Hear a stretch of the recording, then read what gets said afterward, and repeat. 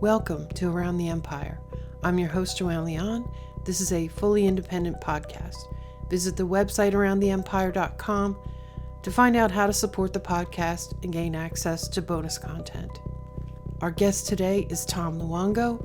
We continue our conversations from previous episodes about the Federal Reserve and the financial war underlying the conflicts and crises around the world right now. We discuss the recent moves by the Fed and what it all means, along with a lot of other political and philosophical commentary mixed in. In a bonus segment, I asked Tom how the US and EU managed to be united in the Ukraine war while the Fed and the ECB are waging epic battles. Tom Luongo is a former research chemist, an amateur dairy and goat farmer, an anarcho-libertarian, and an obstreperous Austrian economist.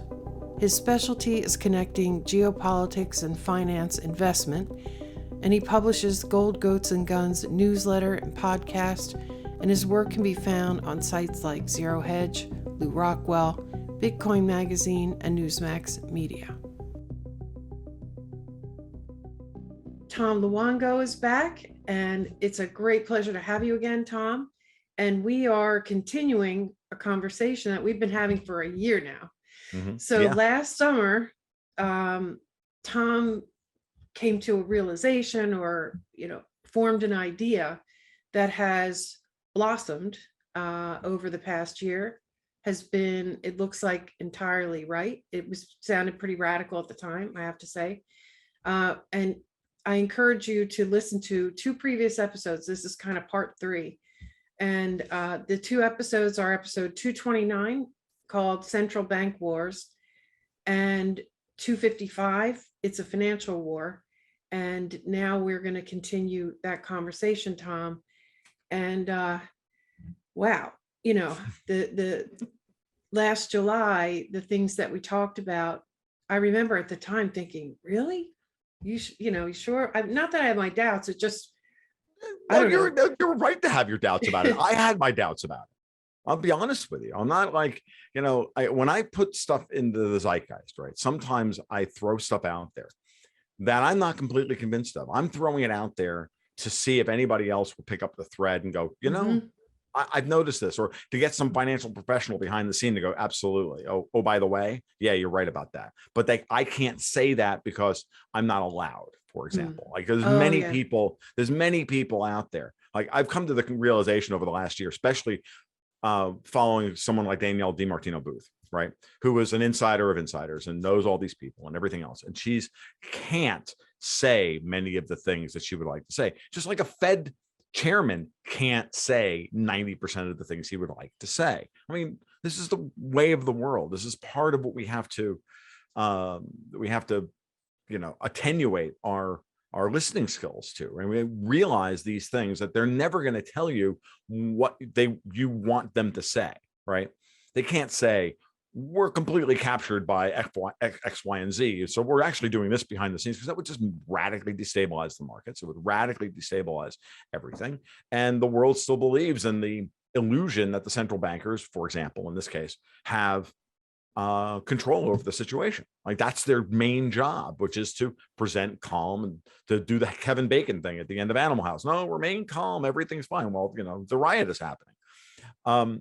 So last year, to remind everybody, on this day, a year ago, was the Federal Reserve's meeting, June 16th. We're recording this on Thursday, June 16th. It was the same day that Biden and Putin met in Geneva to ratchet down the tension then over the first attempt to start a war between Russia and Ukraine. And the FOMC met and raised the payout rate on reverse repos by 5 basis points. Now, at the time, I was not at all thinking that the Fed was anything other than competent, just like everybody else, honestly. Right? Everybody else in fintech and financial space. Right. But then I looked and I saw that the euro dropped 3 cents on the news. And then I saw some other things happening. And I'm like, what does that mean? That doesn't what's going on here? And then I just kind of pieced together all these little bits of information that had been floating around the back of my head because I read this person here and I read that person there. I read Martin Armstrong, I read this person, I read that person.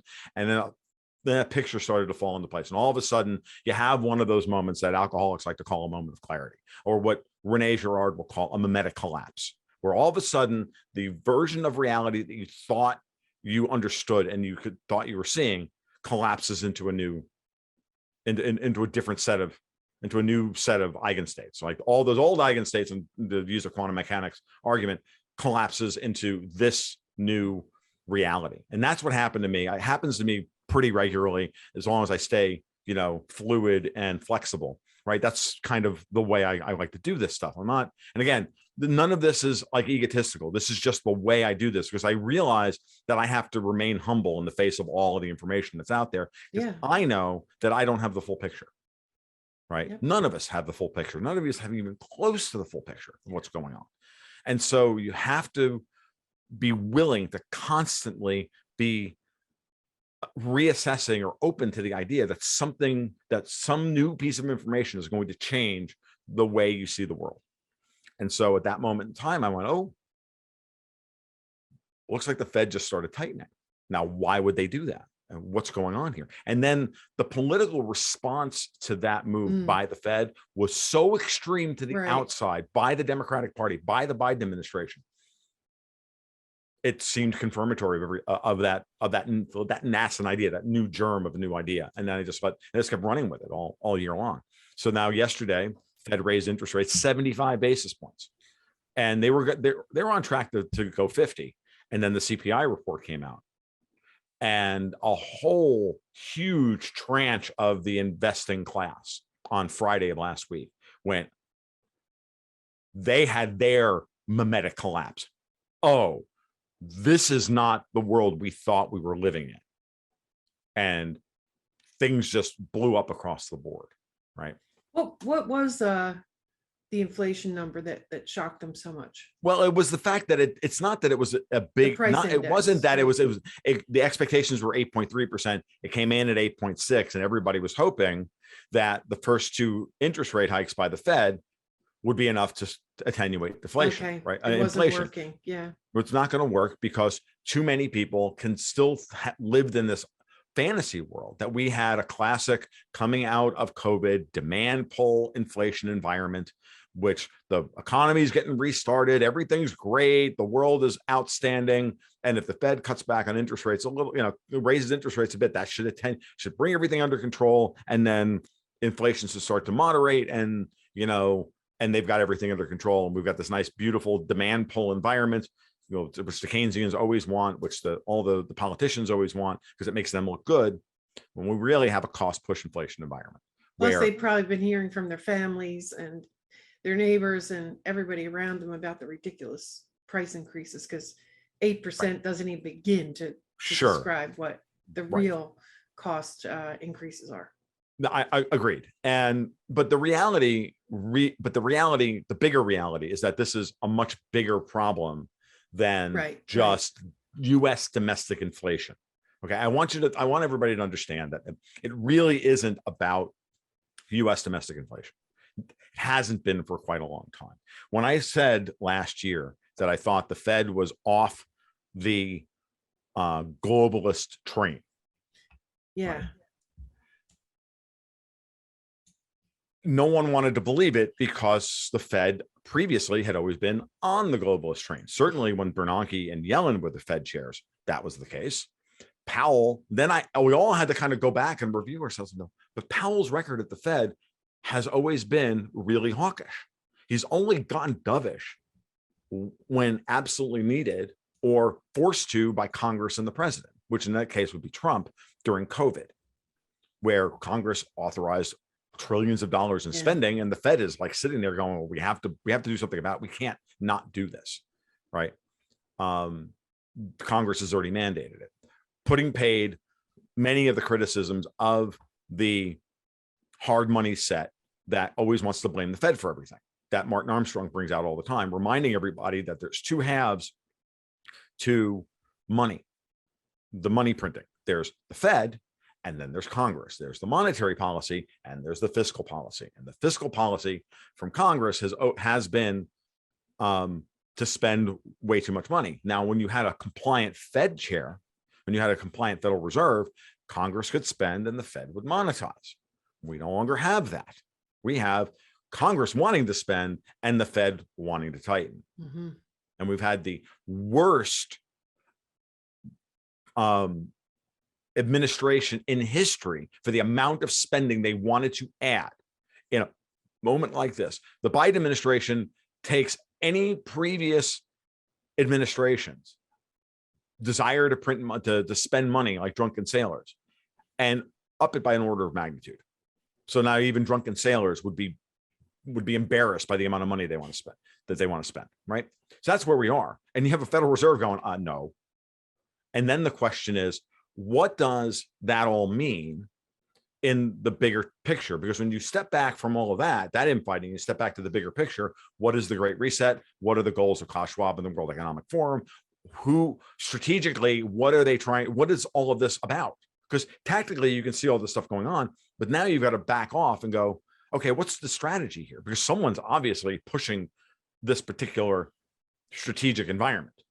Well, it's obviously weakening the dollar, weakening the U.S.'s fiscal position, weakening the U.S.'s political position, and its culture and the border and everything else, and the use of energy and food and all of it. When you take all of those things, it all feeds into the idea that if you can destroy the United States, it makes Europe look more investable. Okay, the goal of all of this stuff was to make the United States look worse than the European Union, who is much farther down the bureaucratic, technocratic, for lack of a better term, and their economies. At an economic and political level, these people are all doctrinaire, postmodernist, French communists in their thinking. They are. You read their stuff, go read Thomas Piketty's unreadable Capital in the 21st Century, which is the book that Schwab has based all of his economic theories on. Okay, listen to the words coming from AOC and Elizabeth Warren and Bernie Sanders and all the rest of them. They all just spout the party line, right? And then in Europe, they've just created that system over there. I know people don't like to hear this, but let's be reductionist and call them all commies because we want to like play games and sound smart that this stuff is more nuanced than that. It's really not. At the end of the day, they're Malthusians and they're technocrats and communists. And the USSR was the ultimate technocratic state. And I'm not the only one who's ever said this. Like I chatted with Alexander Mercouris over Duran about this. And the minute I brought this up, he's like, of course, Tom, the ultimate technocratic state in the history of the world previous to the European Union was the USSR. And there you go. Like, let's not mince words here. Let's not get caught up on definitions because there's this romantic idea that there's a third way between evil money grubbing capitalists and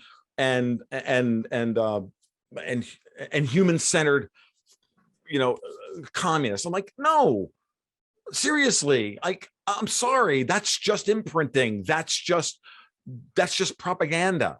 Seriously, just propaganda on all sides. Everybody will use whatever tools are in front of them to feather their nests. And if they can get a government to point a gun at somebody else to steal their money, that's what they're going to, and they're a sociopath, they're going to do it. And it doesn't matter what the ideology is. It all just reduces down to the impulse to rule over other people. And so at some point, we had a cartel pushing us towards that future. Right. And I've always said for years, even when you and I first, when you first reached out to me, I was first on your show almost 5 years ago now. I remember always talking about like European politics. We might have even talked about Brexit. I said during all the Brexit stuff, I always said, look, the EU always acts like it's inevitable.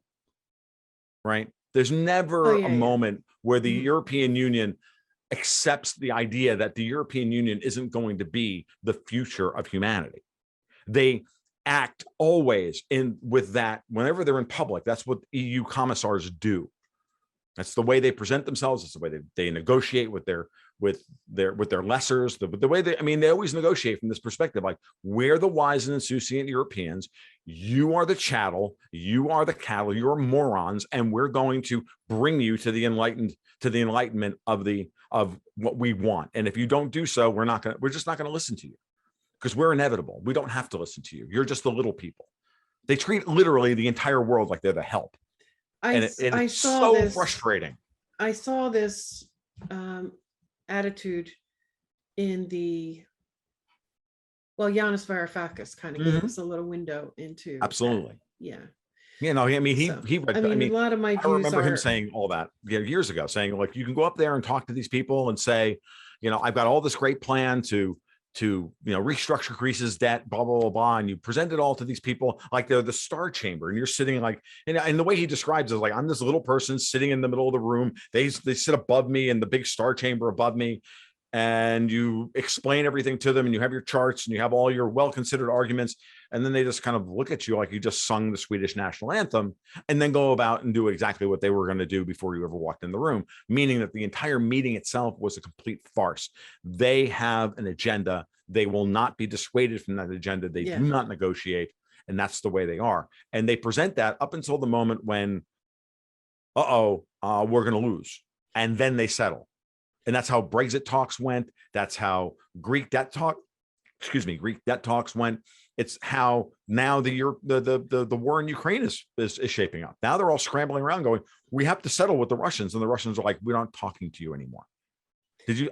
I just saw a thing on Twitter. Somebody was interviewing Russian Foreign Minister Sergei Lavrov, and someone says, "Well, in the eyes of the West," and he stopped her dead cold and said, "Russia is no longer interested in the eyes of the West." Oh, did he? Oh. Yeah, like stopped her dead cold before she could even get her question out.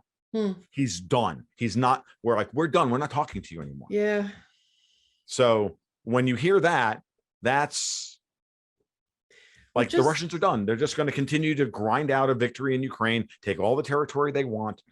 And then when they're done taking Kharkov and Sumy and Nikolaev and Odessa, and they've taken everything east of the Dnieper River, then they're going to dictate terms to the West. They're not a moment before that. Yeah, I mean, I can't say that I'm not an expert on all the different European countries and such, but the way that I frame it, in my own mind, is sort of like an old monarchy attitude. That's the EU. The European countries themselves, they're kind of like our states. So the things that I say about Europe have nothing to do with European people or even local leaders, because we know some of the local leaders and all that, but this EU is a separate entity. And we talked to 2 members of the European Parliament, and they basically said the same thing. They don't, they don't listen. They don't. But people know. We talked to Mick, and they give you some insight too on. It's still baffling to me, the European Parliament and Commission. I don't quite understand who is behind it or whatever, but it is some strata, right? It's some group of people who see themselves as above everyone else. They feel like the same with the Davos type people. They feel they have like godlike powers, that they can make decisions for the whole world. Yes. Which just kind of blows my mind. Because you're a person with things like shame and empathy and, basic human emotions. These people are not. But without consulting anyone other than within that small circle, they truly believe that they can make decisions for the entire world. For the entirety of humanity. Yeah. And in the face of that, all you need is one person or a group of people who look at that and go, yeah, that's nice, but we're not doing that. And so I like to frame it like this. Is there any love lost between Greeks and Germans? No. The Germans hate the Greeks, and the whole Greek debt crisis of 2015, the settlement was all, hey, Greece, you're now a colony of Germany. We're going to strip mine the country. In order to restructure your debt, we get to transfer to Germany every asset in Greece worth a damn, right? Everything that produces any kind of revenue, and then left Greece with nothing. all the loss category, which So How now they ever thought that was supposed to improve the situation, I don't know. no, but it was never about doing Yeah. anything other than destroying Greece. Yeah, This that was a real eye is opener. Germany's revenge for not conquering Greece in World War II. Jeez. You understand? This is how evil these people are. Okay, I'm dead serious. And I hate to say, I mean, I know many German people who don't believe this way. But this is the thinking of the oligarch class of Europe. And it's very simple. Substitute the words European Commission for Politburo, and you have your answer. It's that simple. Like, remember, I say this all the time. Commies like to play word games. They like to use euphemisms for what they actually want to do. As opposed to money printing, we get quantitative easing. As opposed to Politburo, we get the European Commission. As opposed to death camps, we get quarantine zones. Like, this is the way they argue this stuff. Okay? Yeah, I don't know what the labels are or whatever, but we understand how they operate. It's just So it like doesn't this really is the matter. game this is the game totalitarians always play. You want to call them commies or stuff. I like to make it really simple because I really do want to deprogram an entire 2 generations of Westerners that communism is a bad idea. Okay, it killed 280 million people in the 20th century. It's a bad idea. All forms of collectivism. There's no better way here. There is, you either believe that the individual has a right to live his life or you don't. It's not, I'm not doctrinaire about many things in this life. I'm very willing to, to discuss nuance and all of these things, but I'm not going to argue that point. You either believe in it or you don't. And if you don't believe in it, it's because you want to be able to take something from somebody else and destroy them. And that makes you susceptible to somebody with more power than you to co-opt you and get you to do something that to press the Skinner box button and torture some other human being. And the farther you can pull the person who's pressing the Skinner box from the person that you're hurting, the less they understand, the less they see it, the less they feel it. And this is all of our practical politics is all just a big Skinner box experiment over and over and over again. How can we turn average everyday people into horrible Skinner box button pushers? It's disgusting and it makes me crazy. But that's part of why I frame it in these terms. I'm not doing it because I have an axe to grind against a particular type of. This is not left or right here. This is not political. This is fundamental human behavior. When we collectivize our behavior, we unleash the worst impulses in humanity. And then we get things like the World Economic Forum, who think it's okay to mandate that people get an injection that they know is likely going to harm them. Like, what are we doing here? This is where we are today. And we're going to argue about whether it's democratic socialism or communism. Give it a word and just keep pounding that point until we're done. Like, it doesn't matter. You like fascism better? Fine. We'll use the word. But no, it really is that. It reduces to that. It always has. And it's very important that we think of it in these terms, because if we don't get over our own illusions about how the world actually works and what we're all personally capable of, like our own dark side, there is no hope here.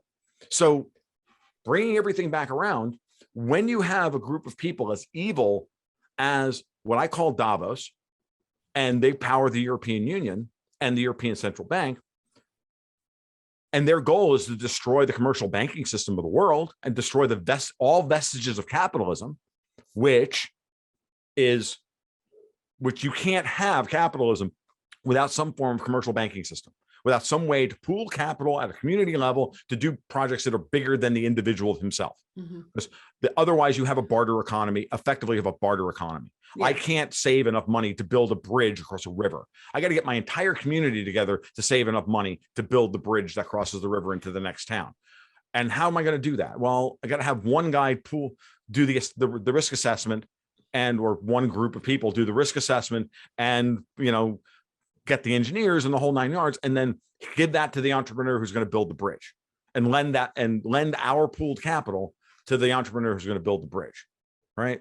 And he's telling us that he can get us 10%, a 10% return on his investment. The bank takes 5, gives us 2. He takes 5. The bank takes 3. We get 2, and everybody's happy. And everybody wins, and everybody gets a bridge. That's the way it's supposed to work. You can't have any form of individual wealth generation if you don't have a commercial banking system. Now, is our commercial banking system in the West terrible? Part of the government, part of the regulatory capture, evil, are they, evil, rapacious, rent-seeking jackasses? Absolutely. Are they? Do we want to sacrifice all of that and give it to a bunch of German eugenicists and roll all the wealth up to the central bank? Is that what we want to do? Because that's the choice in front of us. I hate to break it to anybody. I'm not saying there's white hats here. I'm not saying the Fed's our buddy. And I'm not saying that Jamie Dimon is a good guy. He's terrible. But right now, he's the guy with the amount of power standing behind Jerome Powell, who said yesterday we raised interest rates by 75 basis points and is currently in the process of burning down the European Central Bank and the offshore dollar markets, which is where Davos gets all of its power. Why? Not because Jamie Dimon loves us, but because Jamie Dimon loves JP Morgan and likes the power that JP Morgan wields. And himself. And he likes saying, I'm richer than you. Well, sure. But at the same time, when I started this thing about Greeks versus Germans, there was a purpose to that. Why is that? Because Jamie Dimon is Greek. For all the people in the audience who, want to blame everything on the other group of people that everybody likes to yell at all the time, the truth of the matter is that when you go look at all the major bank CEOs in America, very few of them are Jewish. They're not. Dimon is Greek, Moynihan is Irish, blah, blah, blah. We can go down the list. You think Dimon, a disagreeable Greek like him, is going to willingly turn over JP Morgan Chase to Klaus Schwab? Are you kidding? I mean, to some people, they've sort of left the heritage behind, right? They don't. Yeah, I'm not Dimon. I don't know. I don't know him. And I don't buy that about Dimon. I know people who know Dimon personally. Like I have patrons who know Dimon personally. They're like, no way is he going to turn that over, turn JP Morgan over to. Yeah, no way, manner, shape, or form. Dimon is not a nice person. Okay, you can't run JP Morgan Chase and be a nice person. But at the same time, you have to listen. You have to think about where his incentives are. Yeah, you're trying to get in his mind a little bit. I just don't know anything about him. Yeah. I know enough about Jamie Dimon to know that he's not going to turn the world over to Klaus Schwab. Yeah. That's all I need to know.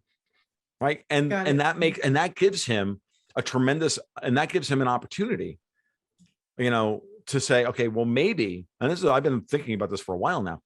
I think Dimon and I think even Goldman is in on this as well, by the way, because the entire Trump administration was run by Goldman Sachs. And the more I dig into the Trump administration and Mnuchin and those guys, a couple of things that come out of me. I see a concerted, even within those guys, a concerted anti-Davos mentality. Okay. A couple of things that I'm going to bring up to you. Is that where Goldman is? I don't know. Davos? Mm-hmm. I'm thinking that Goldman is part of the part of the cartel that has switched thoughts. I know, for example, that BlackRock, Vanguard, BofA, Bank of America, for those of you who aren't, financial guys, BofA is Bank of America. BofA, I'm not sure about Citi. I know Wells Fargo is not on board with this stuff. And then some of the smaller regional banks like SunTrust and all the other ones, they're certainly not involved in any of the stuff. But among the New York boys, like Bank of New York Mellon, they're Davos. BlackRock, Vanguard, they're Davos. They're the leaders in giving us ESG, because they're the ones with the massive amount of assets to force board seats and force boards to act like Disney did down in Florida a couple of weeks ago, right? A couple of months ago. So that's how we got Coca-Cola, right? That's how we got all of this stuff. And that's how we're getting a massive underdevelopment and underinvestment in oil and gas going forward. Okay. But you got I think we got Morgan, Goldman, Wells, maybe a couple of others within the New York banking sector. They're like, no, because here's an interesting thing to think about. When Powell first took over 2017 from Janet Yellen, who just barely started to raise interest rates, like begrudgingly, right before she left office. She raised interest rates once. She put it off for a year and a half. She should have raised interest rates 2 years before she finally did so. Very Davosian, keeping us at zero bound rates, making the world even, trying to pump up the offshore dollar markets as much as possible. Powell comes in, immediately starts raising rates. Quarter point every meeting, all through 2018. Raises them a little too far for 2019, has to go back on it in 2019. But in 2019, JP Morgan, multiple articles are written by Zerohedge during 2019, asking the question, which by the way, you can't Google search now for, because Zerohedge has been removed from all of the search results. So you can't find any of these things. You literally have to go through the Zerohedge archives to see these articles. And Zerohedge's search function is abysmal. It's awful, right? Because none of their articles are indexed properly. But they wrote article after article after article saying, why is JP Morgan trying to destroy the bond market? Because what they did was Diamond put the call out and he said, look, we're not accepting as collateral for any repo contract any European debt. And by the way, Goldman joined in. I'm almost convinced of this. That led to the SOFR blowout, which led to the repo crisis of September 2019. Reverse repo. Well, this is the reverse repos weren't part of this. This is just in September 2019. SOFR, the Secured Overnight Funding Rate, which is the American replacement for LIBOR, blew out from 20 basis points to 9% overnight. Something broke. Someone went bankrupt, and the Fed had to open the repo window for the first time in years in order to flood the U.S. banking system and the U.S. money markets with a whole bunch of temporary liquidity, which is their job, by the way. That's honestly what the Fed is supposed to do. If you believe in stability, right? Yeah. If you believe in central banking at all, this is the fundamental thing that the Fed is supposed to do. Keep the system, right, keep the system liquefied temporarily until everybody can figure out, can work out their payments.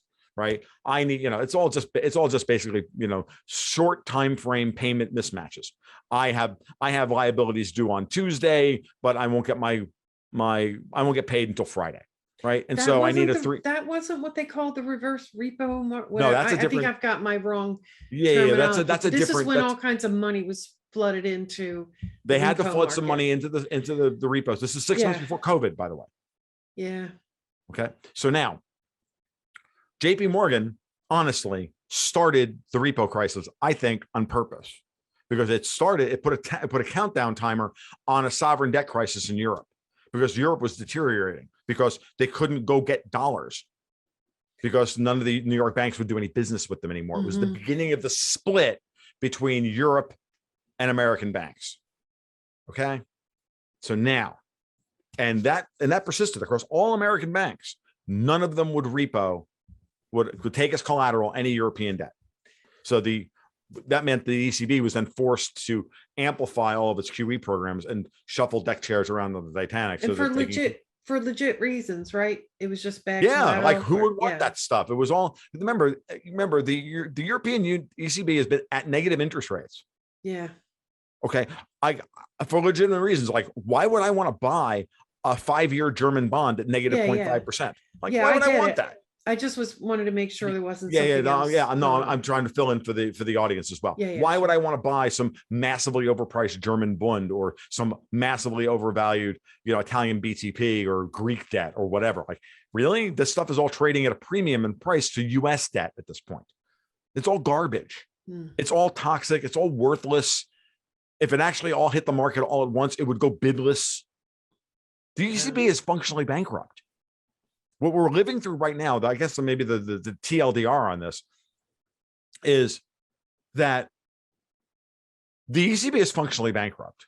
The European banking system is functionally bankrupt. And now the Fed is just going, yeah, we're going to prove it to everybody that the ECB and Europe is functionally bankrupt. And we're not going to allow them to take us down at the same time. Okay. We're going to realign Fed policy with the needs of the United States. We are no longer the central bank of the world like we were under Bernanke and Yellen, bailing everybody out. We are the central bank of the United States, which is exactly what Powell said a month before he started stealth tightening in a year ago today at a major central bankers conference in they all got together. I can't remember what the conference was. It's pretty famous. I wrote about it. It's on my website. I just can't recall the conference off the top of my head, where Christine Lagarde stood up there to announce to the world that we were going to coordinate global central bank policy to fight climate change. And Jerome Powell set up and said, I won't. I have a dual mandate, stable prices and full employment. I work for the United States people. And Lagarde lost her mind and yelled at him. I have that video somewhere on when you talked about that. I went and found that. Yeah. Did you find it? Yeah. Yeah. And he was just like, no. And he doesn't say that if he doesn't have the backing of his banking sector. He doesn't have the shareholders in the New York Fed having his back. He doesn't say that. Okay. He just doesn't.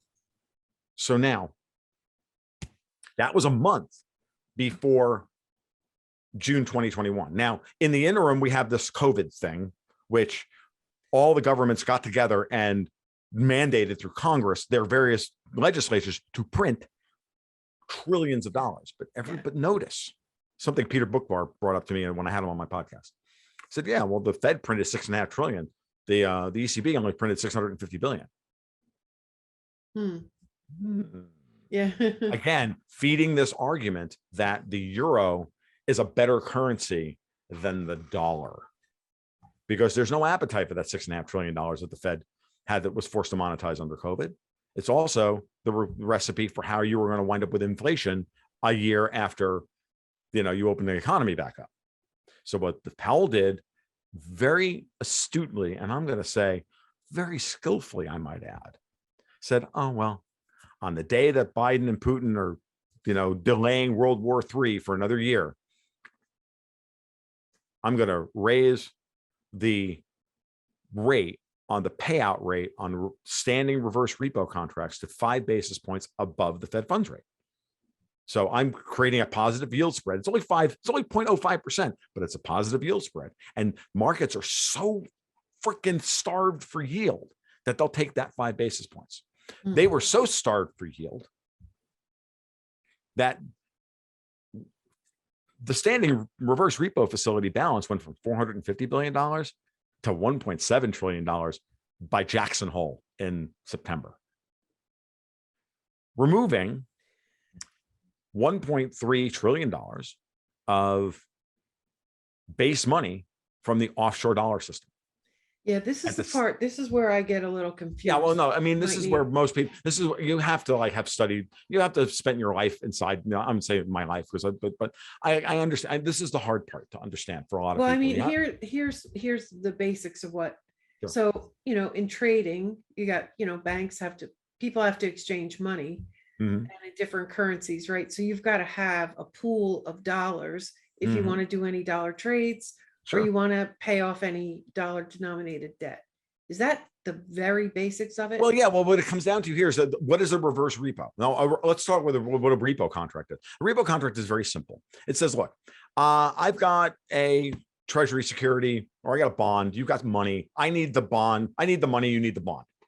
I'll give you the bond as collateral. I only need the money for 3 days. In 3 days, I'll repurchase it from you. Repo. This is a repurchase agreement where I will sell you this bond and pay you interest at the end for you to loan me some money for 3 days. Because again, as I said earlier, I have liabilities that are due today. My mortgage is due today. I don't get paid till Friday. It's a payday loan. But where we use a treasury security, or we could use an Apple corporate bond, we could just it's write an IOU. It doesn't really matter. Where we say, I'm going to pay you back. Now, the collateral for that is generally a U.S. Treasury. That's a standard repo contract. Now, this is how you add money into the money supply and pull Treasury securities out of the money supply, right? And that's what you use normal repos for. A reverse repo is the exact reverse of that. I've got treasury securities. I've got treasury securities and you need them. You'll give me dollars, which I printed tons of, and I'm going to give you a treasury security. Now, why did the market need treasury securities in June of 2021? Well, the savings rate in the United States at that point was in double digits. The personal savings rate in the United States was in double digits because all the people who got all these stimulus checks and their tax refunds and everything else, they were worried about the future and they didn't spend during COVID. They saved all their money. If you go and look at the savings rate in the United States during the peak of COVID, the savings rate in the United States hit an unbelievable 33.3%. The savings rate in the United States usually hovers between 4 and 7%. And anytime savings gets above 7.5%, the Fed wants to do QE. Now, why does the Fed want to do QE? The Fed wants to do QE in order to punish people for saving too much. They believe in the Keynesian paradox of thrift. If we save too much, it kills money velocity, which kills the economy, which slows everything down, blah, blah, blah, blah. It's all nonsense, but it's the world they live in. All I can tell you is that at 33%, there's a whole lot of cash balances sitting on the balance sheets of banks. And remember, cash in your savings account is the bank's liability.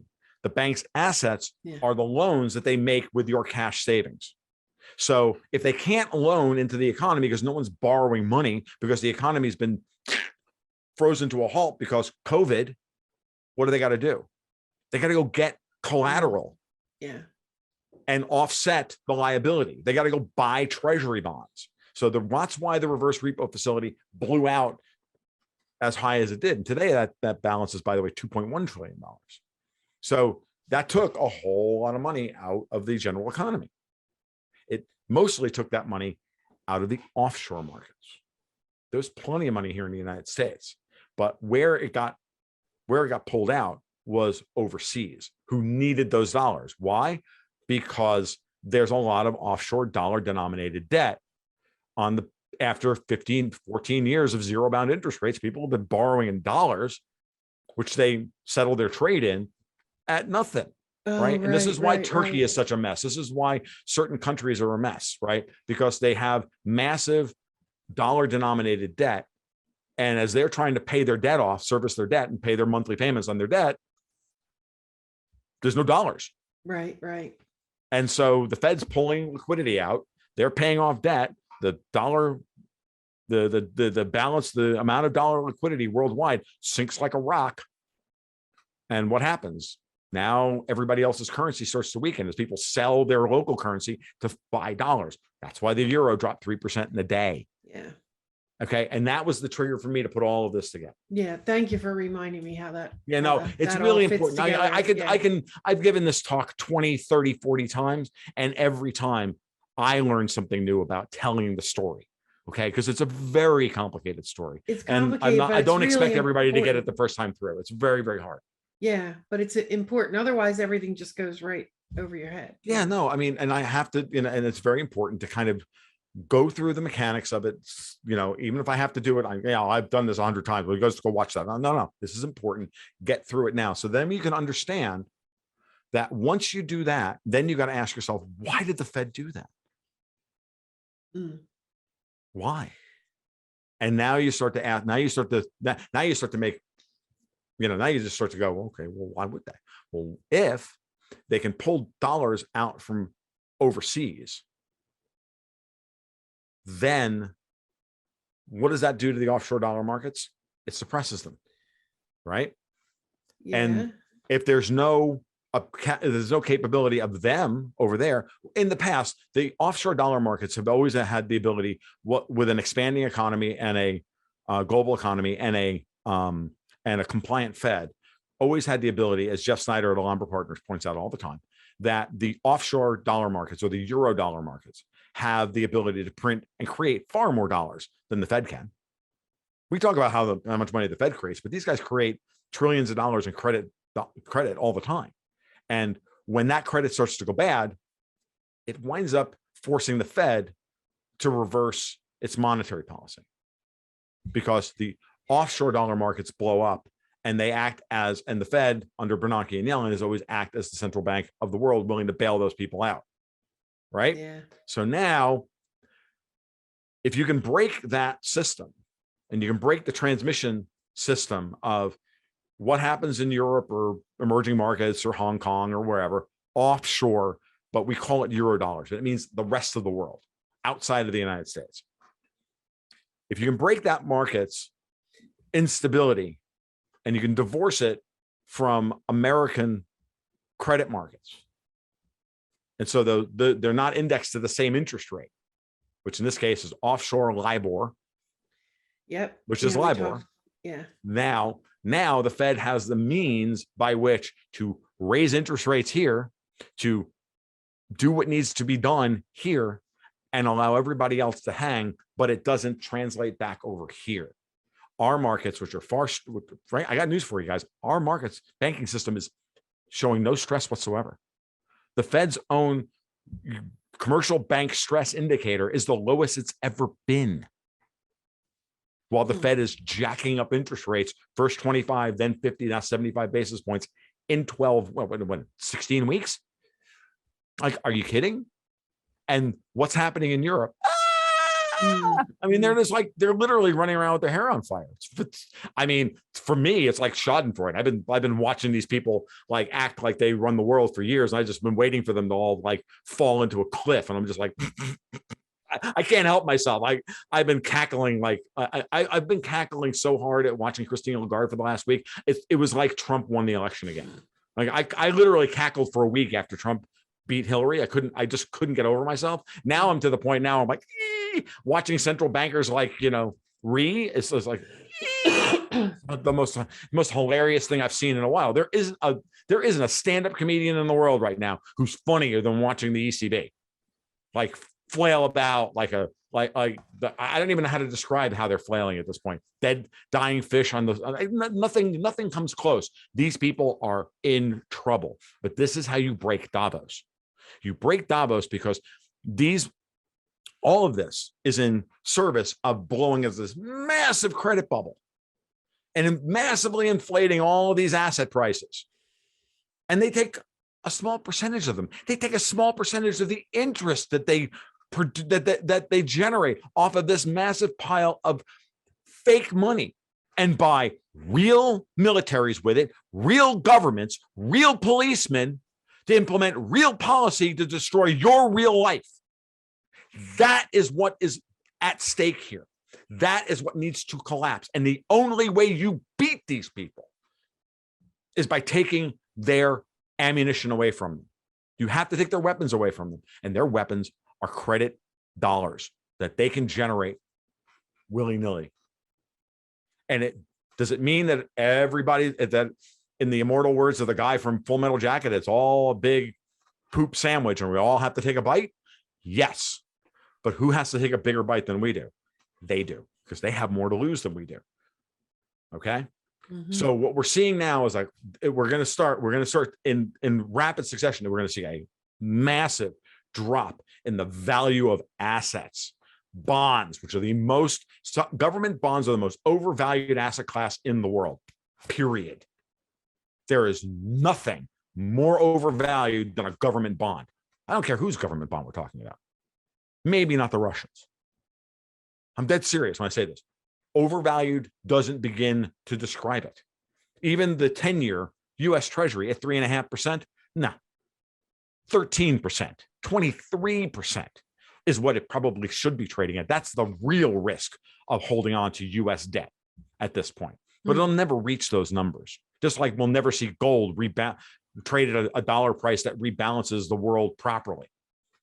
That's fine. I don't need to win that fight. What's going to happen is this: credit is going to collapse, commodities are going to rise. We're not going to keep pace with inflation, as you know. No one's going to keep pace with inflation, just like the 1970s. And confidence in the system is going to collapse. And what will fuel the rise of the price of gold and other outside money assets is going to be everybody going, okay, I don't know where else to put my money, and I don't want cash, and I don't want debt, and I'm not really sure I even want equities. But they'll buy equities because they don't have any other place to put the money. A lot of money will just go to equities by default, and a lot of money will leak out of the system. And people like Lagarde scream all the time, we have to cut off all the off ramps or people will use them. She was speaking specifically about Bitcoin at the time and cryptocurrencies, but it doesn't matter. Like anything that represents an off ramp to their system is, they're like, well, people will use it. Like, yes, it's like the only thing, it's the only time he ever told the truth. And so, this is the world. And I firmly believe that everybody's acting in their own best interest here. And again, I don't believe that the Fed is any kind of white hat, but I do believe that in the short run, or Jamie Dimon at JP Morgan, or, whoever, I can never remember the CEO's name over at the new CEO over at Goldman after Lloyd Blankfein went away. I don't believe these people are white hats, but when I think about, Steve Mnuchin and company over at when they were in charge of the Trump administration, remember they were feeding us the idea that they were going to issue 50 and 100-year bonds. Do you remember that? Vaguely. Okay, that's good. That's good. Most people don't care about these things. I do. Solomon's the guy at Goldman Sachs. What I didn't know was this. Ready? I was listening to a podcast with Judy Shelton. She was on Grant Williams' podcast. It's behind the paywall, so no one's going to be able to find it unless you subscribe to Grant's podcast. I'm not saying you shouldn't. If you want to, go ahead. But she was talking about the reality of what they were actually arguing for at the time, which was not only that it would be 50 or 100-year bonds, but that the bonds would be partially convertible to gold at maturity. So that when you got your principal back, you got some treasury gold to pay them off. Now, what does that do? Ooh, that changes everything. That goes right back to all the stuff that Jim Sinclair, schooled me about 20 years ago, saying eventually we're going to wind up with a gold cover clause. We're going to wind up with, gold reserves being tied to a percentage of M3 or M2 or something like that, 5%, 10%, or whatever it is. You will be able, that's a bond that will appreciate in value. That creates a mechanism by which the Fed wants to see its gold mark to market, because they don't want to be selling it back to you at the end at $42 an ounce. They want to be selling it back to you at the market rate. Nothing about the Fed right now wants to see the price of gold rise, because that's a bet against the dollar. But at some point, the dollar is going to become too strong, and the Fed's not going to care about the dollar weakening because the price of gold is rising. Okay, as the world de-dollarizes, all of this is happening, and the world is de-dollarizing. So we're pulling dollars out of the system overseas. We're collapsing the euro-dollar markets. We're killing off Davos, and we're repatriating all these dollars, many of them which are sequestered, reverse repos, excess reserves, all this stuff.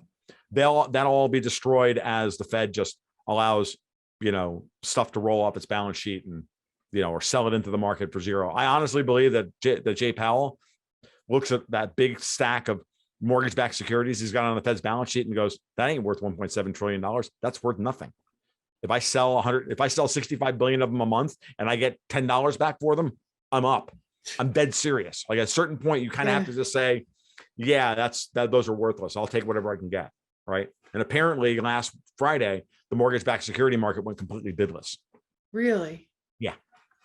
I've heard that from pros behind the scenes. So that means he is getting rid of them?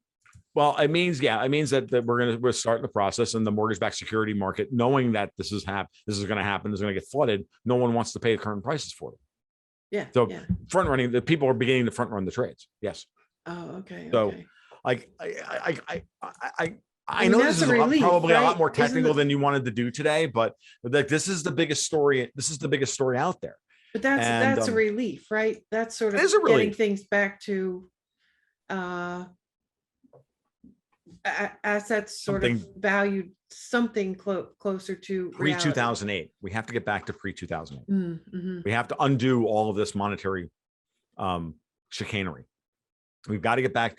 Even if we're going to keep the Fed, which of course we are, because I'm no pie in the sky friggin'. I'm not a pie in the sky utopian fantasist. I'd love to see a world built on Bitcoin and gold and 100% reserve banking and all that stuff. I'm an Austrian. I'm a libertarian. That's what I believe in. I believe that's the fairest and most moral system out there. Okay, but you hold it as an ideal. You don't expect it to happen. But we're not going to get there anytime soon, if we ever get there at all. Right. But anything that gets us along that path back towards that process, we should embrace. So we should be happy that we're seeing the Federal Reserve at this late date, at this, we're losing. It's like that moment in The Lord of the Rings when Sauron says to Gandalf, the hour is late. Sauron's forces are already moving. Well, we're already in it at that point. Like when Gandalf finally realizes that he's in a war, the war has already started and Gandalf is just figuring out that that's where the Fed is right now, right? Okay, fine. That's where a lot of people are right now in their headspace. Fine. Okay, it's fine. Grasp onto it. Okay. Help me make these ideas real, because it will help everybody adjust psychologically in a frame. It will create a framework for a political reality in the United States, which says, no, we really do want to cut spending. We really do want to pull back on the empire. We really do not want to get involved in a war in Ukraine. We really do not want to run a 5% of GDP budget deficit. We really do want to do all these things. The Fed is forcing liabilities onto Congress's balance sheet, whereas the Congress is always the one trying to force liabilities onto the Fed's balance sheet, printing money. Like they want to spend money they don't have. Now the Fed is saying, we're raising interest rates and you can't sell debt at 1% anymore. You got to sell debt at 4% now. Every 1% rate hike rise is $300 billion that the Congress has to spend to service the debt that's out there. Right. Okay. So now we just put $450 billion of budget deficit on the, it's about payments problem that Luke Groman goes on about all the time. I'm like, great. Hey, how about we cut the defense budget by $400 billion? How about we reform entitlements? How about we get rid of all this idiotic bureaucracy and how about we go back to the COVID days and send all the government employees home and force them to go get real jobs, as opposed to having jobs which just steal money from the productive people and put them into the productive economy. That'd be nice, and allow people to actually earn, actually invest and do real growth. Hey, how about we stop trying to spend hundreds of billions of dollars every year on stupid regulations and paper pushers all through the federal and state and local governments to stop people from investing in cheap energy for human beings to, live their lives with. Davos has literally forced trillions of dollars around the world in spending all over the West to just make energy less affordable for human beings, because they believe that human beings shouldn't have access to cheap and abundant energy, which is why we don't have massive nuclear power in this country or in most of the world. And I'm not even talking about light water reactors, which are terrible from a technological standpoint. I'm talking about there's many other forms of nuclear power which they can't melt down. There's all sorts of wonderful, forms of nuclear power, but they don't want us to have that. Okay, this goes back to Julian Huxley and UNESCO and all that stuff. Like they all believe in this stuff. Club of Rome, all that. It's like they all believe in this stuff. They all believe that we are a virus. And if we are allowed to have nice things like cheap and abundant energy, that will destroy the world.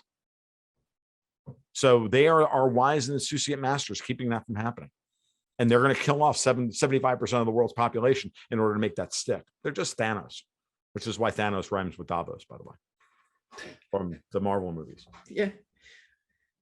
What Thanos wanted he wanted to kill off half the life in the universe in order to slow down, the event, just to keep us from going to the event horizon. He was wrong. He was full of shit, but pardon my French, but it's not even that he was the villain. Like that would be okay. But the Marvel films tried to make him sympathetic. Oh my God. That he was doing the right thing. Go watch Infinity War. Go watch Endgame. I did watch it, but I'm not I don't have enough understanding of the prerequisite stuff. So I hate the friggin' Marvel universe. I've always hated it because it's always been just unrepentantly Malthusian and commie. Like I'm a DC guy. Like, from a comic book perspective, I've always been a DC guy. And not the DC Comics editorial staff today or anything, but just it's awful. But that, like, what they're doing to those characters is just is an abomination. But that being said, when I checked out of the Marvel Cinematic Universe like halfway through, like right after Maybe Doctor Strange was maybe the last one that I saw, and then it just got insufferable. And they got to the end. I watched Civil War. I was like, oh, this movie's terrible. This movie's just terrible. It's just bad. And I watched it again the other night. I'm like, yeah, it's just really bad. But I watched them for the last two for the first time. And when we got to the Thanos reveal about what his plan was, I'm Agenda, like, oh wow, he's just Malthus. He's just an idiot. Okay. And he's dumb. And oh look, they're trying to make him sympathetic because he's actually just trying to do the world a favor, the universe a favor. I'm like, greater good, yeah, all that stuff. And I'm like, oh, okay, yeah, I know where this is going. I know who wrote this script. Yeah. So they're just trying to justify to everybody they're evil. That's all they're trying to do. It's hard, the entertaiment. I don't want to get us off track about the entertainment industry. But it's when you important see to the see things that are you planted in it, you're like, you can see. But what I'm saying is the reason I bring these things up this way is because you can see the programming and the propaganda comes from every angle. So that is truly shocking. For another conversation, but just how widespread. When they really set their minds to it, how many things they can penetrate. It was really shocking. The whole COVID thing is how many different, what wasn't affected by that in terms of the messaging. What wasn't? I know, and it's scary. But again, they blew the world's biggest bubble of all time. Yeah. And they bribed and bought and compromised everybody. They set the whole thing in motion. And so their latest thing, wasn't there the theme rebuilding trust or whatever? Now it's rebuilding trust. Because they lost trust after they killed us all. They killed they're trying to kill our children and make all the women sterile. And I'm supposed to, I'm supposed to not, I'm supposed to not be morally outraged by these people.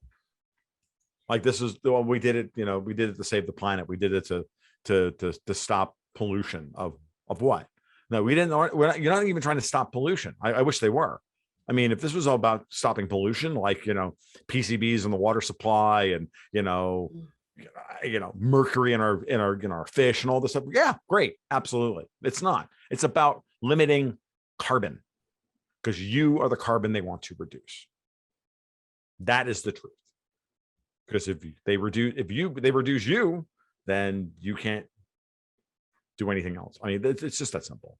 I mean, that's where these people are. Everything else is just messaging. Everything else is just, it's just a narrative that they spin. They try and it's just cheap moralizing, working against people who have lost faith in humanity, in the world and religion, the institutions and everything else. And they just prey on it and they just keep preying on it. And they just keep digging that knife into that wound. And the wound that we all are carrying, which is that someone betrayed us at some point, be it our religion or our society or our culture or whatever. And it's very important to understand this is a psychological and emotional problem that they've helped create. And now they're using that against us. And we have to retain our humanity through this and go, no, you're just the problem. You're just evil. And just be willing to stand up and go, no, you're just evil. This is, again, why I go off on my commie rant. Don't apologize for it. Just call them commies. Even if you don't buy it, just call them commies. They hate it. They hate it when you do that. It's good for them to get angry at you when you say the things they don't want you to say out loud. Right? That's the goal. And it's safe. Call them commies. You're not going to get you're going to get thrown off of YouTube for calling people commies. It's just, it's simple because it's not about left or right. It's not about left or right. Because at the far end of Marxism, at the far end of libertarianism, you get a whole bunch of people who are like, power's bad. Maybe we shouldn't give people power. We just describe it in two slightly different ways. And that, you can come at it from the left perspective, you can come at it from the right perspective, the far end of both. We agree on far more than we disagree. Right. So especially, I mean, we've talked about that before. Absolutely. There's a lot of common ground. Mm-hmm. Avoid the labels, let people come to these kinds of conclusions on their own, though. Well, yeah, but I'm just, there's some labels I just feel we just That's have just my theory. It's just yeah, I know. I'm just, for me, I'm like, I've thought about it. I've tried to be nice about it. I've tried to do it without the labeling. And I'm like, oh no. Sometimes you just have to, like, this is the meme. Yeah, but This is the meme. Che Guevara was not a good guy. Like, don't put a hat, don't wear the beret, don't put the shirt on. You don't know what you're talking about. Do you know how many people these guys killed? Like, come on. I don't Like, think that's the you get impulse. anywhere with that approach, though. I think it's more like this, or I can just tell you what's created doubts for me. So you have programs that are to help people to solve real problems, right? You don't, in my case, I don't want a communist or socialist system, but a capitalist system with some programs that safety nets and that help people. That's something I believe in. However, when power gets concentrated, wealth gets concentrated, and you see what they're doing with it, then then my faith in those kinds of programs collapses, because you can't trust. They will use it to control people, and Right. that is a devastating thing. So it's really not any labels or anything like that. It's that kind of sort of practical explanation. Yeah, no, I understand that, and I'm And when that's you're just talking me. I'm not saying that's no, Joanne, don't get me wrong about this. I operate in a different space, right? I operate in that gadfly space where I literally have to. I firmly, it's my persona, it's my gig, it's my brand, and I embrace that whole. I embrace that wholly, because I think it's just a way to get people to stop being apologetic about wanting to make this to just call a spade a spade. These people are evil. I want to label them commies because at the end of the day, I think politically anymore, if you want to just know what I am, I'm just an anti-communist. Like, that's who I am, because it's not even like I'm anti. It's not even just we're all anti-totalitarian, but no one wants to, like, I know too much about the history of how this was given to us, that this wasn't intentional. I firmly believe that, one, McCarthy may have been a drunk, but he wasn't wrong. And two, Comintern never ended. Okay. And it's been on autopilot ever since. And it's embedded itself deeply throughout all of our talk, our thinking, and everything else. It's everywhere. And it's not just, and it's, and I'm going to work at the fringe that's over here, that's going to start moving people this way. I'm not interested in grabbing the center at this point. I'm not.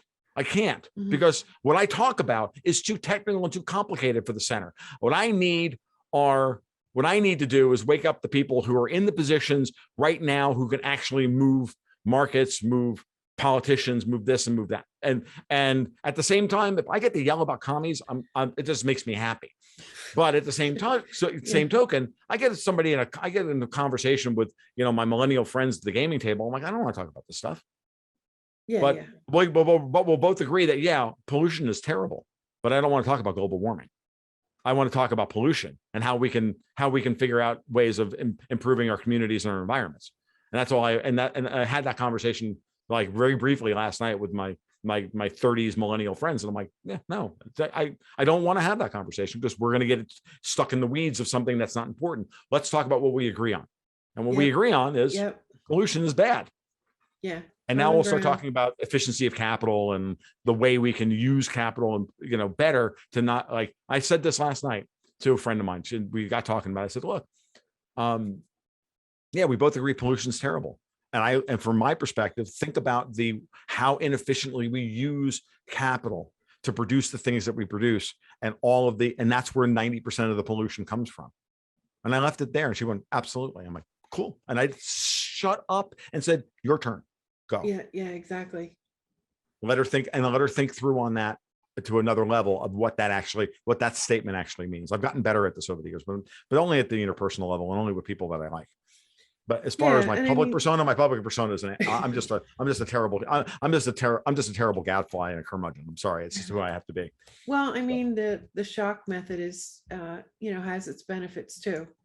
Yeah, you generally won't get a good reaction at first, but it may just. I think we started off this afternoon, just to give you an idea. I started off very measured this afternoon, kind of explaining everything, and then I got to, oh, by the way, they're all commies. I did my bona fides first, love.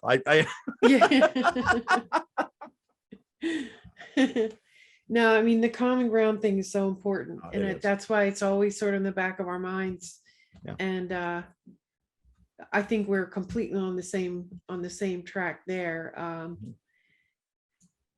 And it couldn't be, because I mean, we don't want to spend too much time on this, but the amount that's being invested on driving people apart and basically not aiming at the right target is I don't know, enormous. It's enormous. You can't put a price on it. Yeah.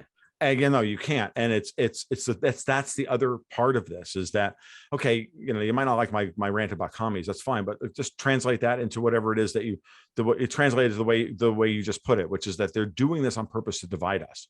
Okay. And they're doing this to make sure that we're yelling at each other and not yelling at them. Yeah. Like, I didn't call you a commie. I called them commies.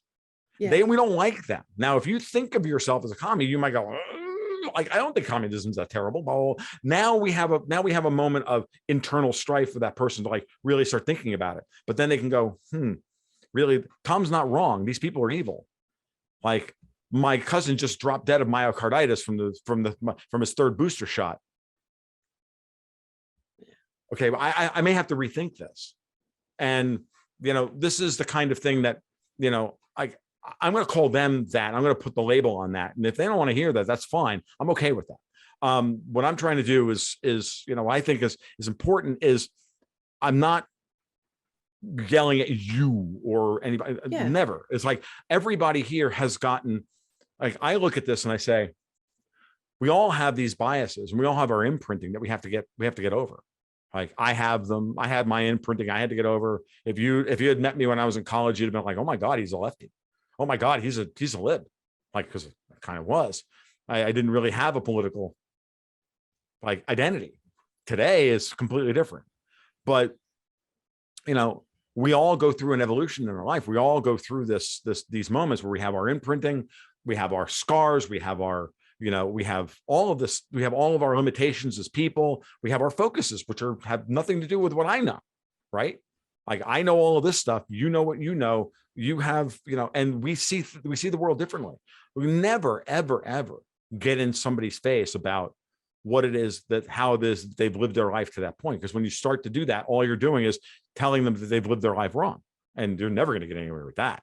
Like, no, you be very generous to people's perspective on things, and try and find common ground as best as possible, and be, and be human. Like, it's better to build a relationship, certainly with somebody who doesn't even agree with you on 95% of everything. But if you agree on these 5% and we can focus on that, and we still like each other, great. And then we'll move on. Exactly. And then we'll just move on. But it's important to show respect for where people have come from. And especially important when we're talking about people from different cultures, because they absolutely see the world from a different perspective than you do.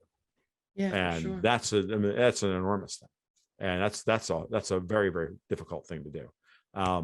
But look, I'm white and European. It's it's not tough, and American. Like, what my perspective is. And I also really feel, the more I think about this now, I've been thinking about this a lot recently. Like, why am I so triggered by Europe?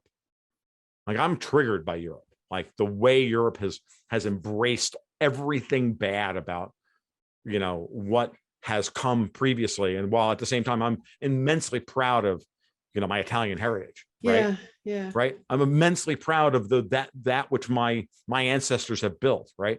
But at the same time, I'm like, so you can imagine how betrayed I feel to watch Europe, a place I know now that I'm most likely not going to visit, because it's right. I'm not going to be able to go to Italy for at Right. least 10 years. And by then I'm going to be, I may not be able to get out of a freaking chair in 10 years. Who the hell knows? Right. So like there's a certain amount of just frustration and anger to watch the squandering of 2 millennia worth of brilliance into, for what? For this? For what? For Klaus Schwab to just turn around and want to basically destroy everybody from within. Like, we're not going to go to gas chambers. They're going to bring the gas chamber to us in the form of a syringe. Like, this is what we're doing? Really?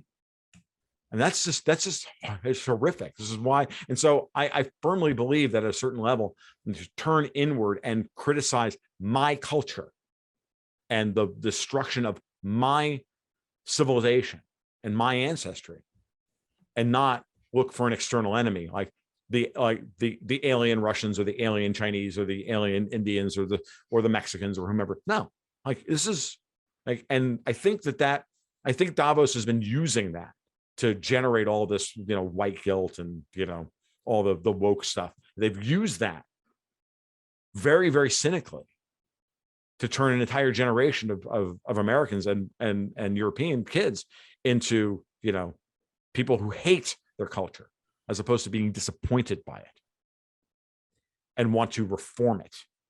No, they just hate it and want to tear it down. Like, no, I don't want to tear it down.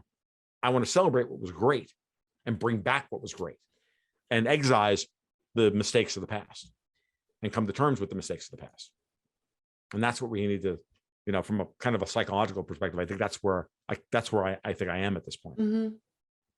No, that's interesting to think about, what drives those feelings. I know for me, for a period of time, it was always the infighting within countries in Europe. Mm-hmm. And then people from different countries, like one of the examples I always give is Zbigniew Brzezinski, bring those years long, decades long, hundreds of years long grudges, bring them here and then influence, come here for relief and then influence the people in power here to go back and fight those same, it's just really, isn't that self-defeating? Like, what? So I don't want to dig into that too much, but that's one of the resentments that I have for, sure. But I just look at it as just boil it down to a strata of people who are almost, to me, it seems like almost divorced. Look at the current leadership of the various, particularly the most powerful European countries. I mean, look at them. Do they even represent their own people? They don't seem to. No, to me. Don't. So I have almost completely separated the people of European countries with this group of leaderships. I mean, here too. Look at Pelosi and look at what we've got in Congress. Mitch McConnell, Pelosi, Steny Hoyer. Yeah, I mean, these people are completely divorced from. It's an abomination, is what they are. They're 5 to 7 years past their use by date, and and they were never usable, and they were never decent in the first place. I mean, Dianne Feinstein. Like, why are these people still running around? And then the younger generation behind them that are even worse, the Eric Swalwells and the Adam Schiffs and, and the Marco Rubios and these are all horrible people, but they were all created and chosen to be put into those positions, as a perpetuation of an oligarchy that is also well past its use by date. And again, I keep saying it's these old European colonialists. They want their colonies back. And I'm not willing to give it back. You can't have Florida. I'm sorry, you can't have it. No, absolutely not. I'll go to my freaking. I will happily go and be ground into paste, fighting it. I don't care. I will not give them Florida. No. I'm dead serious. Like I talk to, I say this all the time. I'm like, And I think this stuff is really important, that we understand, what the stakes are, because I don't know that people really understand what the stakes are for people like us. Once you get to this point, you have to be willing to have the FBI show up at your door and remand you to Guantanamo and be waterboarded, because that's the future for some of us. And we all know it, but we have to realize that it's a possibility, and we can't shy away from it. Because if you shy away from it, you can't lead. And if you can't lead, then you can't win. And I hate to, I hope it never comes to that. Obviously, I hope it never comes to that. And I hope to, and part of the reason why I'm so friggin' prickly and frothy and the way I present myself, I do it on purpose to limit to limit my potential audience, because I don't want to be that influential. I'm that serious. He's just some crank that, people, okay, fine. Let him have his day. Nobody listens to him. The way they benign neglect that they gave Alex Jones for 15, 20 years. And then Alex Jones got too big. Then he kept telling the truth. And then he got too close to the truth. And then they had to come down on it. Yeah, it is they're conflicting. You want, obviously you want more people to see your work, but at the same time you're like, nah, I think I'll stay below the radar. Not under the radar, but yeah, at some, I don't know. Not super low, but a little certain higher. level where you're having influence, right? I can see ideas that I posted into the zeitgeist. I see it show up 2 days, 10 days later. Like I wrote an article a couple of weeks ago about the gas prices and blending offset credits, the RINs. I wrote that article. 2 days later, Cynthia Loomis is tweeting it out. At the same time, Sundance over at Conservative Treehouse wrote a similar piece explaining what they were all about. And then on Bloomberg 2 days ago, there was a big article that we need to do away with them if we're going to get gas prices under control. Like, I know that there are people reading it. Yeah, I know it's out there. And when you can see the post count, I can see the read count on Zerohedge. I'm not dumb. I can see, it's just like, it's out there. And articles get shared, and, they know what they're doing. And, I run into people all the time like, dude, I'm a huge fan of your work. I'm like, I've never talked to you. Yeah. Yeah. Well, it's great. It's great to know. I'd rather be off in the corner. And then eventually everybody goes, yeah, oh yeah, I know who Tom is. And I listen to him. That's great. And if I'm having that effect, and this is the other reason why we do what we do, is to ensure that at a certain level, we're constantly improving as analysts. This is important. I have to be I have to be constantly getting better, because if I don't, people stop listening to me. I don't need to be the guy just constantly retreading the same thing over and over again. There's got to be the next thing over the horizon. Otherwise, there's no reason for people to keep checking in. Right. Yeah. Well, yeah, I think or just, maintain a level of integrity and quality and all of that. Yeah, I mean, there's that, but there's a lot of guys like that in the business that I'm in. And they're saying the same thing they've been saying for 20 years, and they've been wrong for 20 years. Mm-hmm. Okay. And I don't have any respect for that. I checked out of that whole, we're talking about specifically like the gold and silver, we're talking about that crowd. We're talking about the Peter Schiffs and the rest of them. I'm like, you guys have been wrong for 20 years. You haven't gotten better. Like, I'm not learning anything from you. Like, yeah. What are you doing? Oh, you're talking your book. Got it. You're just selling pool accounts. I don't have any patience for that. Like, that to me is you're just taking care of your employees at this point. You're not taking care of, you're not on a mission. This is not your calling. You're not trying to make the world a better place. You're now taking care of your employees. That's not for me. No, for me, it's I'd rather, you got to keep going forward. You got to keep taking this thing forward into the future. You got to keep getting better at it. There's so many things I don't know. There's so many aspects of there's so much nuance of, cultural nuance of things that I don't know about. Every day I learn more from my patrons, from their backgrounds, and from their shared perspective than I ever learn on my own in hundreds of hours of reading. Like I can learn more in 5 minutes or 10 minutes scanning my private Slack server, the geopolitics forum, my private Slack server, from the 15 people who hang out there telling me things that I didn't know about Sweden or Japan or this, like things I would never be able to figure out.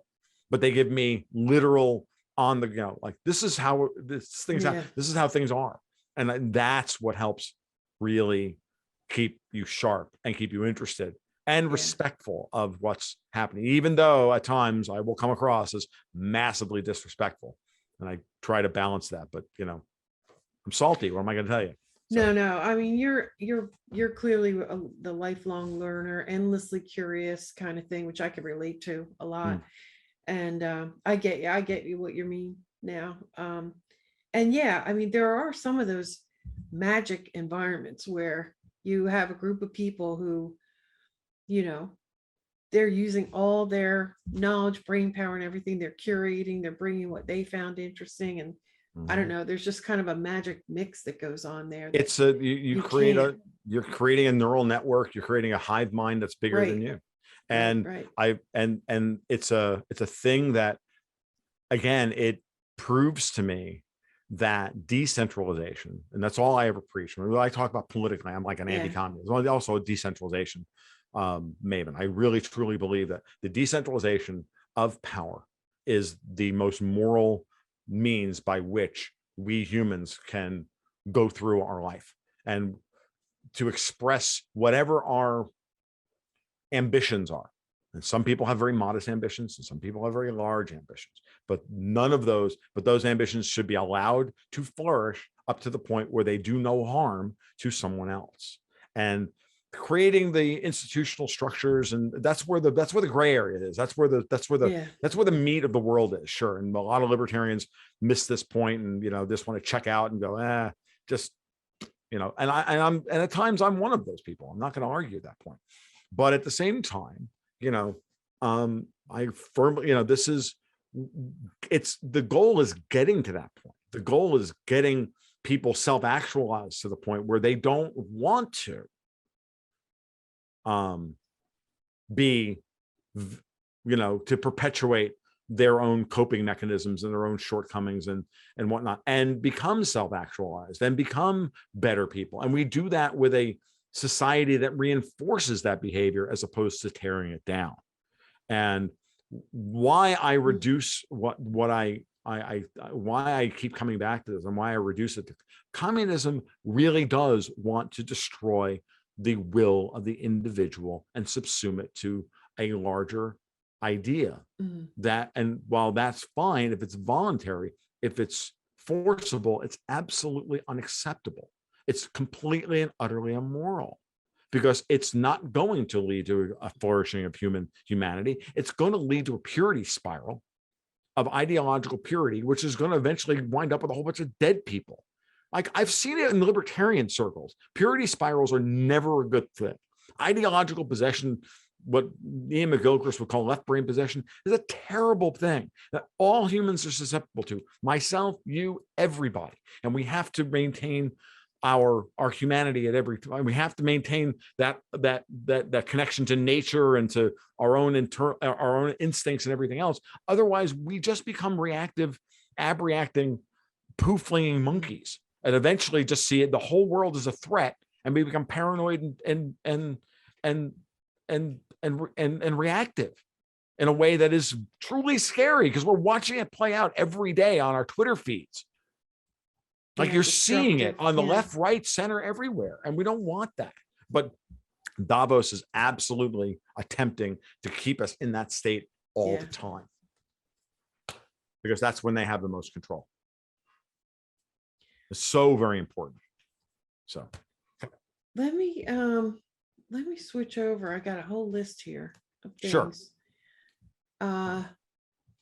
Just a little bit of the ECB Fed war, which we can see playing out now. It's not just a theory.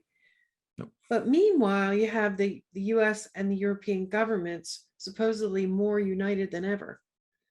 Visit aroundtheempire.com to find the various ways that you can gain access to the bonus content, join the Discord community, and participate in the periodic Zoom calls where we talk among ourselves. I hope that some of you will join us, and now we'll continue with the wrap-up.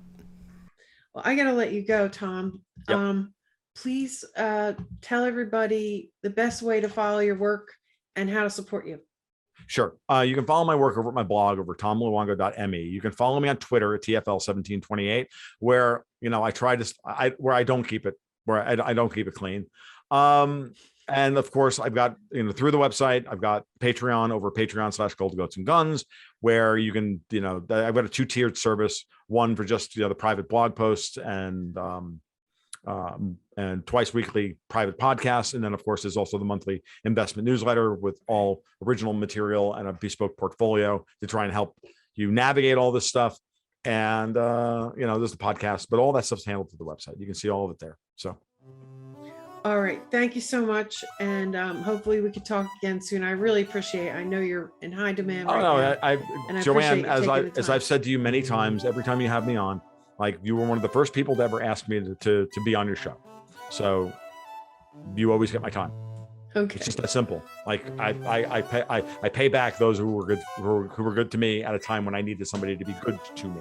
So thank you very much, and happy to do so. And best to you, your family, and all of that. So we'll talk soon.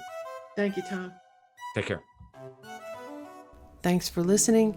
A special thanks to Tom Luongo. Follow Tom on Twitter at TFL1728. Find his work at the Gold Goats and Guns website, on YouTube, Odyssey, Patreon, and other platforms. Around the Empire is a fully independent podcast. In the age of censorship and a huge crackdown on any dissenting views, people who create content along those lines. So the support is more important than ever right now. Go to the website aroundtheempire.com, find the various ways that you can get access to bonus content and support the show. Also, don't forget to like, share, and subscribe. Leave reviews. All of those things help with ranking and visibility. Follow Around the Empire on Twitter at Around the Empire. Join us on Telegram, t.me/AroundTheEmpire. And we'll see you next time. Take care, everybody. Hang in there.